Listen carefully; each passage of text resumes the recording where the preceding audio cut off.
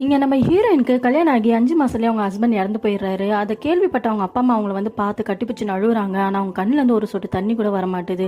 இப்போ அவங்க close friend அவளை பார்க்கறதுக்காக வராங்க. உடனே அங்க போயிட்டு இருக்க ஒரு பையனை கூப்பிட்டு, என் ஃப்ரெண்டு வந்திருக்கா, அவ கொஞ்சம் குடிக்கிறதுக்கு பெப்சியோ கொஞ்சம் காரமா சிப்ஸ் ஏதாவது வாங்கிட்டு வரியான்னு சொல்லி கேட்கறா. உடனே அவன் ரூமை சுத்தி பார்த்தா அந்த பொண்ணுக்கு உப்பு சப்பு இல்லாம சாப்பாடு கொடுத்துருக்காங்க. உடனே அந்த பையனை புரிஞ்சுக்கிட்டு வாங்கிட்டு வந்து கொடுக்குறா. இப்போ அந்த பொண்ணோட வீட்டுல அந்த துக்க நாளுக்காக அவங்க அப்பா அம்மா வந்திருக்காங்க. அந்த நேரத்துல அந்த பொண்ணு வீட்டு சைடு சொல்றாங்க, உங்க பொண்ணை வேணும்னா நீங்க உங்க வீட்டுக்கே கூப்பிட்டுட்டு போங்க. கல்யாணம் ஆகி 5 மாசத்துல இப்படி ஆயிடுச்சுன்னும் போது அந்த பொண்ணுக்குன்னு ஒரு வாழ்க்கை இருக்கு, நீங்க வேணும்னா உங்க பொண்ணை கையோட கூப்பிட்டுட்டு போங்க அப்படின்னு சொல்றாங்க.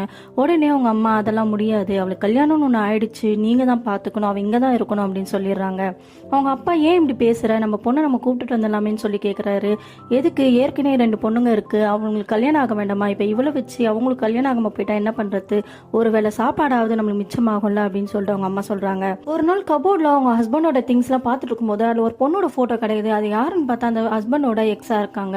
அவங்க வீட்டுக்கு துக்க விசாரிக்க வரும்போது அந்த பொண்ணு தனியா கூப்பிட்டுட்டு போயிட்டு, உங்களுக்கும் என் ஹஸ்பண்டுக்கு என்ன சம்மந்தம் இருக்கு அப்படின்னு சொல்லி கேட்கறாங்க.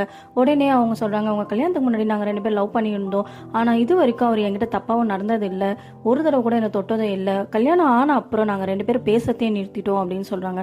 இதை கேட்ட உடனே அவங்களுக்கு அவங்க ஹஸ்பண்ட் மேல ஒரு மரியாதையும் வருது. இப்பதான் அவங்களுக்கு அழுகியும் வருது. அந்த பொண்ணை எப்பவுமே சந்திக்கிறதும் டெய்லியும் பேசி பழகத்தும் ஒரு ஃப்ரெண்ட் ஆயிடுறாங்க. அந்த பொண்ணோட லைஃப் ஸ்டைலை பார்த்தா தனியா ஒரு இண்டிபெண்டன்ட் உமன்டா இருக்காங்க.